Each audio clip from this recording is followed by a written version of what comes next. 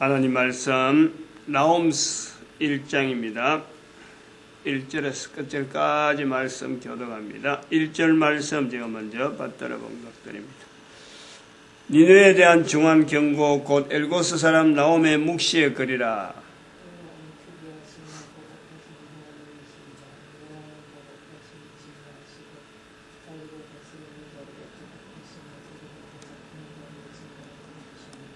볼지어다 아름다운 소식을 보하고 화평을 전하는 자의 발이 산 위에 있도다. 유다야 내 절기를 지키고 내 서원을 갚을지어다. 악인이 진멸되었으니 그가 다시는 내 가운데로 통행하지 아니하리로다. 아멘. 나홈스 1장 15절에 있는 말씀, 아름다운 소식을 보하고 화평을 전하는 자의 발이 산 위에 있도다. 다음에 나오는 말씀, 유다야 내 절기를 지키고 내 서원을 갚으라. 어떤 내용의 절기를 말씀하시는가? 니느웨에 대한 중한 경고라고 하면서 어떻게 해서 유다에 대한 내용을 이야기할까? 이 참 묘하잖아요. 우리는 지금 거의 대부분 그렇죠. 니느웨에 나홈스가 되면 니느웨 2차 경고라. 그래서 니느웨의 멸망을 예언하고 멸망을 선포하는 거다. 이렇게만 일반적으로 딱 도식이 돼가지고 더 이상 진행을 못하죠. 그런데 15절에 아름다운 소식을 보한다. 그게 아름다운 소식이 되느냐? 또 유다에게 절기를 지키라. 그 절기가 또 서원이란 말이죠. 그 서원을 갚으라. 뭔가 그 하나님께서 요구하는 유다에게 어떤 요구하는 것, 그 서원이 있고 절기가 있다. 그 절기와 서원이 뭐냐? 결국에는 그것이 예수 그리스도를 맞을 준비, 메시아를 맞을 준비, 메시아가 유다를 통해서, 메시아가 이스라엘을 통해서 나타난다는 것에 대한 준비, 그 내용이 아니겠어요? 분명히 그거하고 관계될 것 같아요. 그리고 그 소식은 이스라엘 백성들에게 일종의 서원이 돼서 다른 사람에게, 다른 나라에게 전하지 않으면 안 되는 유다를 통한 이스라엘 민족 전체가 가지는 서원이었어, 서원. 하나님 앞에 이스라엘 백성들이 나타내고 가질 수 있고 나타낸 것이 바로 선지자 문화를 통해서 형성된 알리는 거예요, 다른 사람들에게. 15절이 저는 그런 구조로 보는데, 그래서 이 니느웨에 대한 중한 경고가 결국은 니느웨에 대한 중한 경고가 아니란 니느웨를 통한 이스라엘의 중한 경고죠. 이스라엘의. 이걸 우리가 반드시 알아야 돼요. 니느웨를 보면서 이스라엘을 지금 경고하는 거예요. 서원을 갚아라. 절기를 지키라. 중한 경고다. 예수님이 오실 때가 다 됐다. 중한 경고. 이 내용을 듣는 지금 이렇게 해석을 해서 한글로 지금 나오는 거예요. 이런 해석을 지금 다른 사람이, 어느 사람이, 각 사람이 또 각 나라 언어로 남기는 행위가 있을 수가 있어요. 근데 이 내용은 누가 듣고 이걸 서로 알려서 이태해지는 거 아니에요.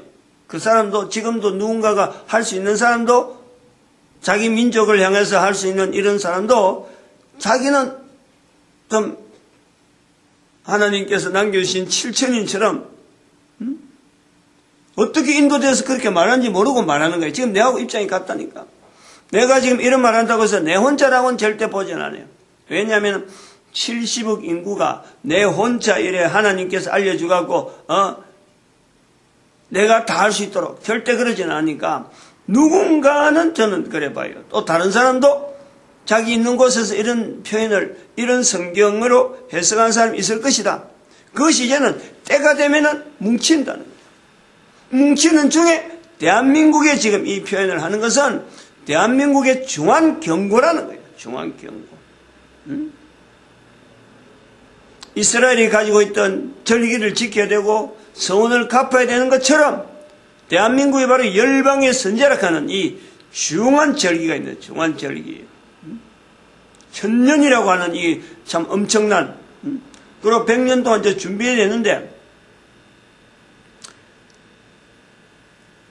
한번 생각을 해봐요. 지금 가능성이 있을 것 같아요, 이게. 지금 보면은 전혀 없어요. 우리 민족이 100년 만에 어떤 준비되어질 거다. 시간이 넉넉하다. 저는 절대 넉넉한 거예요. 하나님이 하시는 일은요, 얼마나 이걸 시간이 급하니까, 중한 경고라니까. 100년 안에요, 너긋하 있다가는 아무도 요거는 동참 못하는 거예요. 그 1000년이라는 기간이 있어서 온 인류가 돌아서는데 1000년이면 충분할 거다. 아, 이렇게 보면 큰일 나요. 100년 안에 이게 어려우니까 얼마나 어렵게 그나 진행이 되어야 되기 때문에 인구가 63억으로 준단 말이에요. 전 세계 인구가 63억으로 줄어요. 이 말씀을 듣고 이제는 준행을 하려고 애를 쓰는 사람들은 표가 뭐로 표가 나느냐? 자손들을 자꾸 낳게 되는 거예요. 자손들이 자꾸 생기도록 돼 있는 거예요. 결혼이라는 것이 얼마나 중요하고 자녀를 낳는 것이 얼마나 중요한지. 왜? 예수님 오실 때에 무릎 꿇는 그 자손이 돼야 되니까 자손을 계속해서 번성시키는 거예요. 그러나 예수님을 준비하지 않는, 예수님이 오시는 것을 준비하지 않는 사람들은 자손들이 귀한 줄 몰라요. 돈벌이 나도 자기 때문에 돈 버는 줄 알지, 자기는 열심히 돈 버는데 자기 자손들 다 죽이는 이런 일에 종사한다니까. 나훔서 1장 15절의 말씀에서 1장 1절에서 1장 전체를 가지고 우리가 참 씨름하고 지금 이렇게 하는 거는 결국에는 내 개인이, 결국에는 한 사람 한 사람 개인이라니까. 내가 살아가면서 내 중심, 내 살아가는 삶 속에서 나의 정체성이에요. 정체성. 내 한 사람은 도대체 어떤 사명이면 사명, 어떤 일을 하기 위해서, 어떤 절기를 지키기 위해서, 어떤 서원이 있기에 개인이 하나님 앞에 사는 건가? 이 고민을요, 여기 정체성에서 이야기하는 거예요. 개인의 정체성.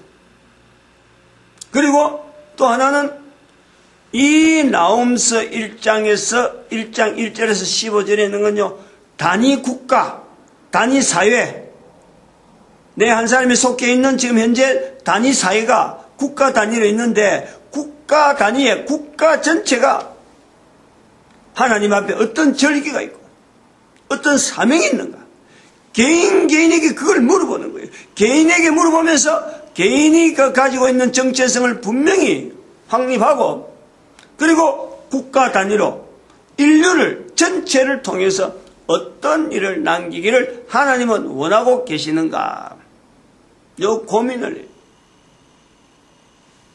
그 고민을 하는 중에 대한민국이라 하는 이 대한민국의 열방의 선자가 국가 단위로 있는 국민들 전체가 가지고 있는 개인의 정체성은 개인에게 맡기지만은 국민들 전체가 이걸 하나로, 우리는, 우리 국가라는 것은, 대한민국이라는 것은, 한반도라는 것은 남북이 통일되어야 될 이유와 우리가 지금 현재 존재되어지고 자손들과 더불어서 계속해서 끈을 맺어야 될 그 정체성,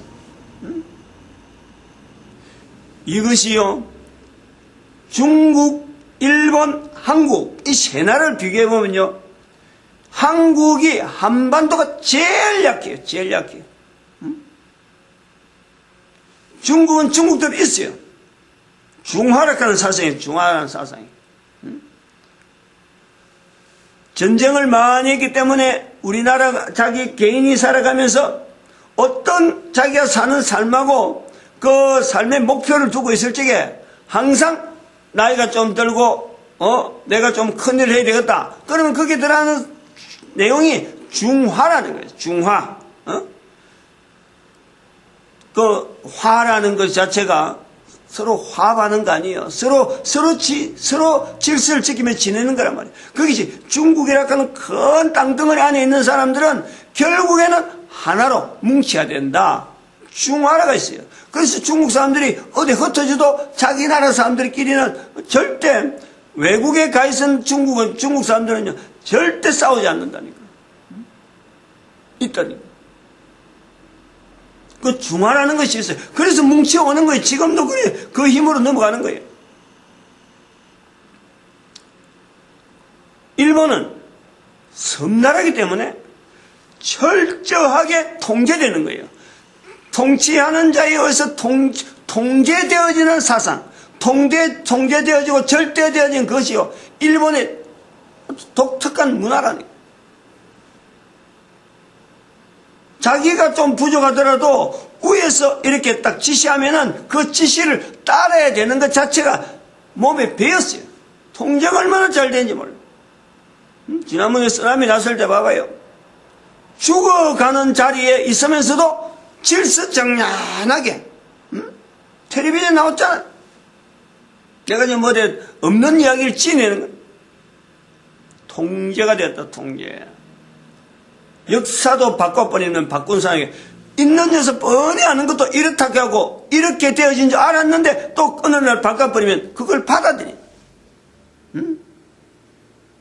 철저하게 통제되어지고 조성되어지는 이런 그 문화가요, 일본에 있다. 그게 얼마나 이게 단단하겠어요. 일본이라는 그 속에서는 섬이니까 그 밖에는 다른 나라가 없다면 자기들만 통제되는 거예요.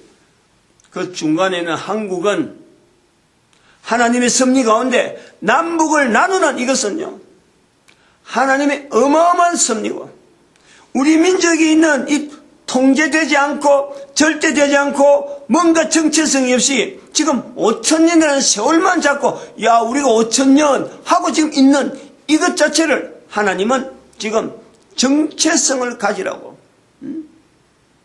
주대 없는 어떤 주체성 없는 그런 그 자세를 가지고 있는 이 자세가 있기 때문에 열방의 선자를 못한다. 이부터 지금 하나님께서 정리해 놓은 거예요. 어떻게 아느냐? 어떻게 해서 우리가 정체성을 찾아내고 우리가 주체성이 없는 그런 어떤 지금 현재 국가 정책이라든지 여러 가지를 그 방향으로 나간다. 어떻게 아느냐?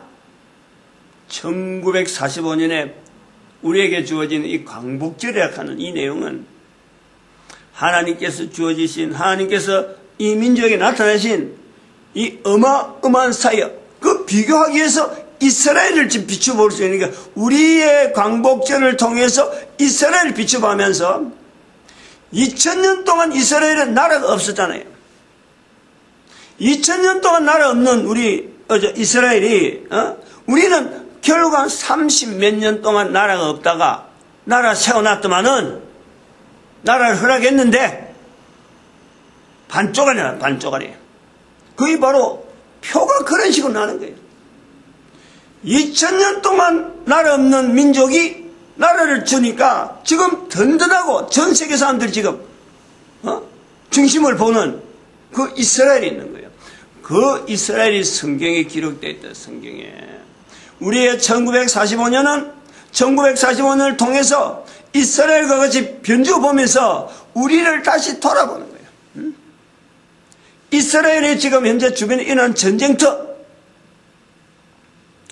그 사람 죽인다고 하는 그 뭐 IS 팀 하는 조직들, 그 텔레비전 뻔히 죽일 사람 뻔히 텔레비전 보내놓고 죽이는 거예요. 이게 얼마나 잔인해요. 얼마나 잔인. 일본 사람 이번에 또 한 사람 죽는데 또 한 사람 또 포로돼서 그 사람도 또 죽을지 모른다고 지금 그래 나오는데, 전 세계 사람들이 지금 한 사람 죽음 때문에 공포심을 갖네요. 공포심. 이런 일이 주변에 일어나고 있음에도 불구하고 이스라엘은 여전히 살롬. 그 국가에서 대해서 그 정체성에 대해서 국민들의 정체성, 국가에 나아가는 걸음에 전 세계 어느 나라보다도 안정적이라. 이걸 대한민국에 정치하는 사람들이나 대한민국에 있는 모든 사람들이 이걸 봐야 돼요. 여기서 우리 민족에 나아갈 길을 찾아내야 된다니까. 얼마나 정체성이 없으면 얼마나 참 우리 민족이 개인이 정체성이 없으면은, 정치한 사람대로, 뭐, 종사하는 각 사람 봐봐요. 텔레비전 보고 나쁜 사람 같으면 전부 다른 나라 사람 하고, 다른 사람이 그래 나쁜 짓 한다 하지만, 실제로는 텔레비전 보고 있는 나쁜 짓을 하면서 손가락 자는 그 자신이 얼마나 나쁜 짓을 하고 있는지, 그거를요, 깨닫고 지적해주는 사람이 없어요. 그런 곳을 싫어한다니까. 교회가 죄를 지적하고 교회가 바르게 살아라라고 하면 교회 오질 않는 거예요. 그 소리를 안 듣겠다는 거예요. 내 뜻대로 산다는 거예요. 그러면서 무슨 교회를 보고 하는 말이 뭐 종교가 다르다는 둥, 내하고는 뭐 취미가 안 맞는다는 둥, 적성이 안 맞는다는 둥, 이런 핑계를, 이런 말들을 서슴없이 하고, 나라가, 장래에 이 나라가 자기 자손들에게 넘겨질지 안 질지 걱정 전혀 안 해요. 자기 혼자, 지금 당장 자기가 붙잡고 있는 그 돈, 자기가 가지고 있는 지위, 자기가 가지고 있는 어떤 명예, 자기가 가지고 있는 어떤 여러 가지 나름대로 자기가 볼 때는 가장 탄탄하다는 그거 자체가 자기 자손들이 누릴 수 없고, 자기 자손들이 그로 말미암아 죽어가고 병들어 갈 수밖에 없는 그 상황임에도 불구하고 그거 전혀 고려하지 않아요. 얼마나 악한 니느웨에 대한 중앙경고가 우리에게 하는 거예요. 나에게 하는 거예요. 우리 민족에게 하는 거예요. 그러나 하나님은 열방의 선지자라 하는 이 우리에게 주어진 이 사명을 완수시킬 수 있는 기회로 지금 우리에게 말씀하시는 거란 말이에요. 니 나오면서 하면서 그거 놓치면 안 돼요. 그거 나타내려고 지금 여기 15절에 있는 말씀을 가지고 우리 1세기에 왔는 1세기에 왔던 유대인들 왜 왔겠느냐? 예수님에 대한 소식을 들은 사람들이다.